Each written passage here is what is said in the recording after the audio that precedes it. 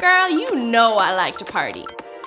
With my food, that is! Today, you and I, who, me?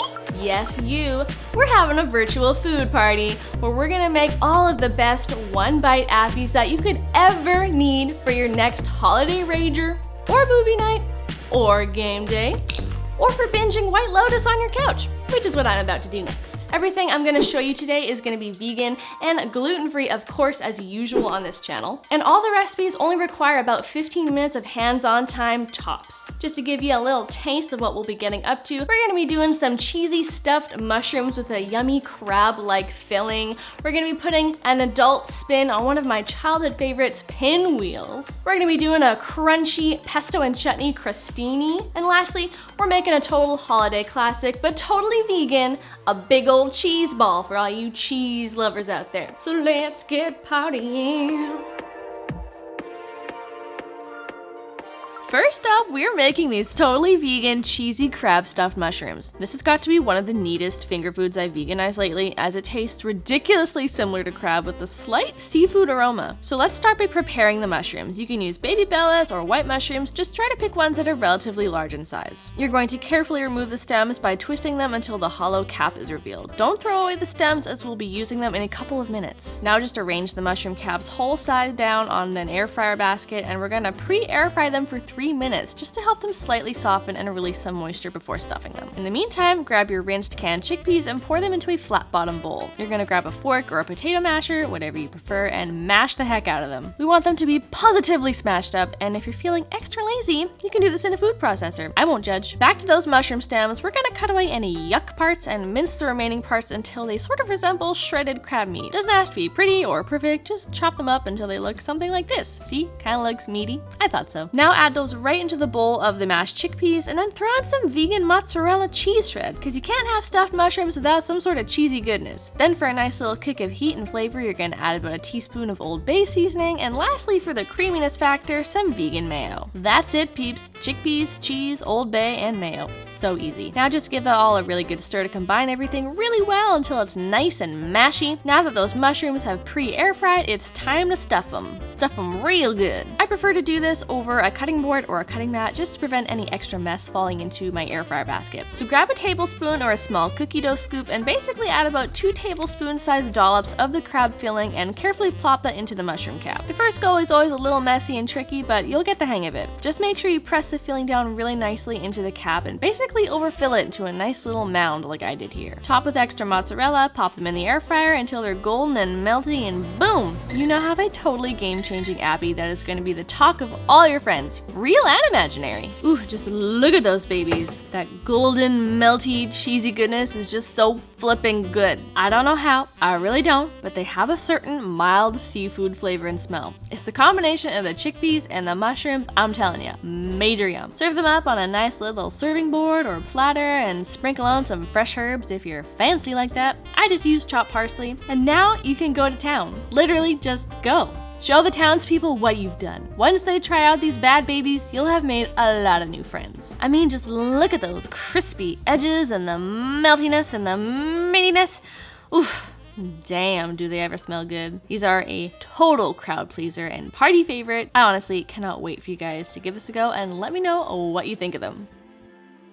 Next, we are zesting up a childhood favorite of mine, the classic pinwheel. Using cheap and yummy ingredients, this infamous potluck staple comes together in a pinch, especially if you're looking for a last-minute appy. So you'll need first 1 container of vegan cream cheese. I'm just using plain, but any flavor you like can be used here. Scrape out that whole container into a large mixing bowl, and next, for some crunchy texture and a pretty pop of color, add in some chopped red and green bell peppers, because, you know, Christmas colors, red and green, right? Now, to bring a little heat and pickly goodness to the mix, throw in some chopped pickled jalapenos. And lastly, some spices to add extra flavor. We got garlic powder, paprika, dried chives, salt, and pepper. Using a fork, now you're just gonna mash and mix all those ingredients together until you have a creamy yet chunky filling. Yum! Now, you'll just need some tortillas. They can be whole wheat or gluten-free and in any color or flavor you like. Now for perhaps the best ingredient in this entire recipe, jalapeno pepper jelly. Oh my god, trust me, you'll be able to find this at almost any grocery store this time of year, as it's very popular during the holidays. So spread on a thin layer of that on one side of a tortilla, and then add a nice layer of the cream cheese filling over top, almost right to the edges of the tortilla. It's chunky for sure, but we like that. Now just carefully roll up the tortilla into a nice little log, ensuring the edges are nicely sealed. Transfer to a plate, repeat with the remaining filling, and refrigerate for 30 minutes to firm it up slightly. Then, using a sharp kitchen knife, carefully cut the rolls into slices that are roughly between 1/4 of an inch to 1/2 inch thick. Any bigger and you won't be able to fit it in your mouth, and any smaller it might fall apart on you. Ooh, that was all very satisfying to watch. Even more satisfying to eat. Now just transfer the pinwheels to a serving board and arrange them as you please. I made mine to a little Christmas tree. Isn't it so cute? Lastly, for a perfect pop of festive color, why not garnish with some chopped cilantro? Seriously, these are unreal. The chewy texture of the tortilla, the cream cheese, the crunch of the bell peppers, and the sweet heat from the jalapeno pepper jelly, these are gonna get absolutely devoured. Don't believe me? Brad and I ate this whole damn pinwheel Christmas tree for lunch, you guys. Major yum.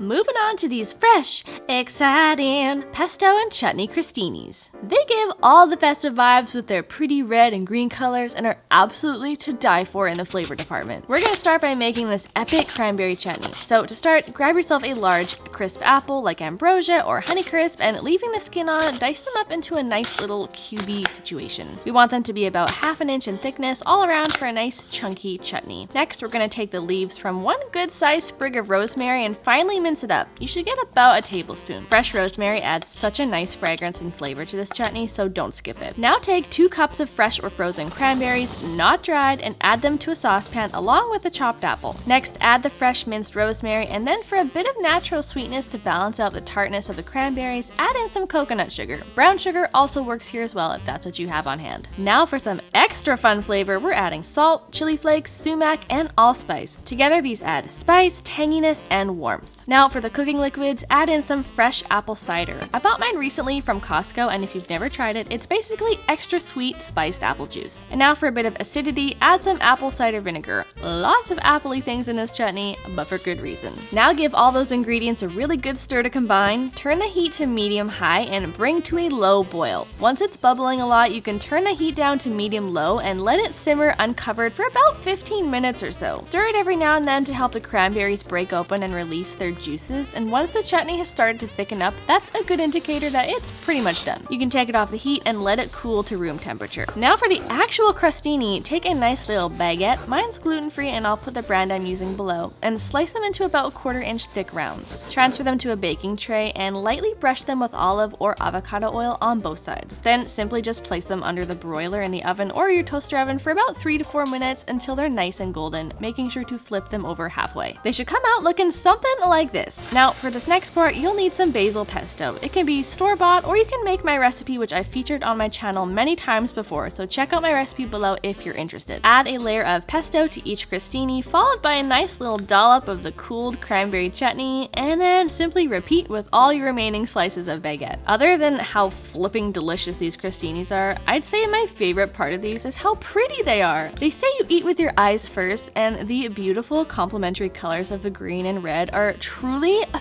feast for the eyes, and I just think these look so gorgeous. The combination of the fresh, fragrant basil pesto with the sweet, tart, and juicy chutney has just so much flavor and warmth, and it is just incredible. Topping them off with some vegan Parmesan cheese is never a bad idea either, and it just adds another delicious element of flavor to the whole dish. These go down so easy. I have a feeling that if served at a party, these will go fast, so you might want to make extra.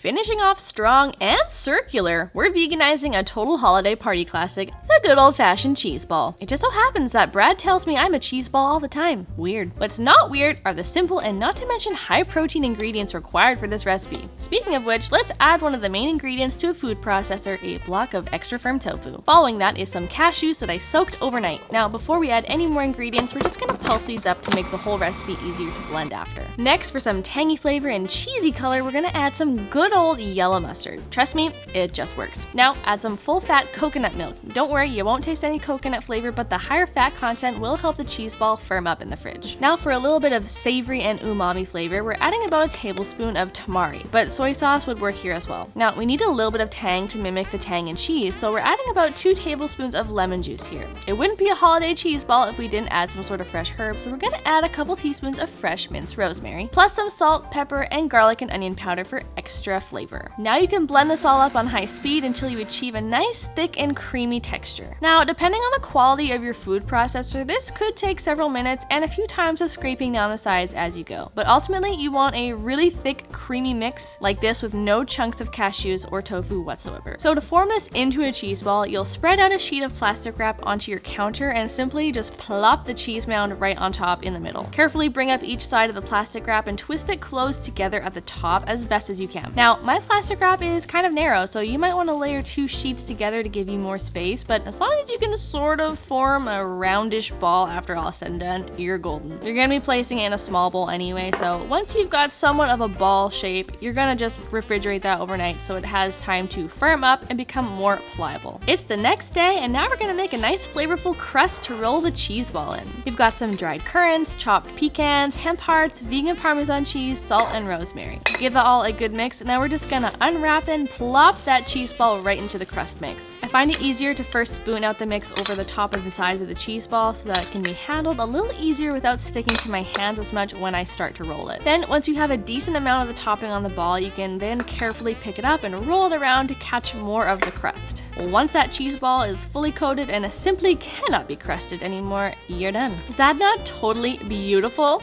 Serve it up on a charcuterie board or with some crudités, and you have a totally impressive looking spread. Like, this is so legit. What I really love about this vegan cheese ball is that it definitely is softer than a dairy cheese ball, but that's a good thing. What I never liked about cheese balls growing up was that I always broke my crackers trying to scrape off some of the dang cheese ball, and it was so frustrating. You will not have that issue here, my friends. It's soft and creamy and dreamy and full of so much flavor. It is scrumptious with all the things. Crackers, chips, bread, veggies, fruit, everything. At the end of the day, all I can say to you is stay cheesy, my friend. Stay cheesy. Well, there you go, friends. Whether you're a partier or a party pooper, all of these appies are bound to be super I don't know where I get it from. Thank you guys so much for watching, and wherever you are in the world, I wish you a very happy holidays, and I'll be seeing you guys real soon. Bye!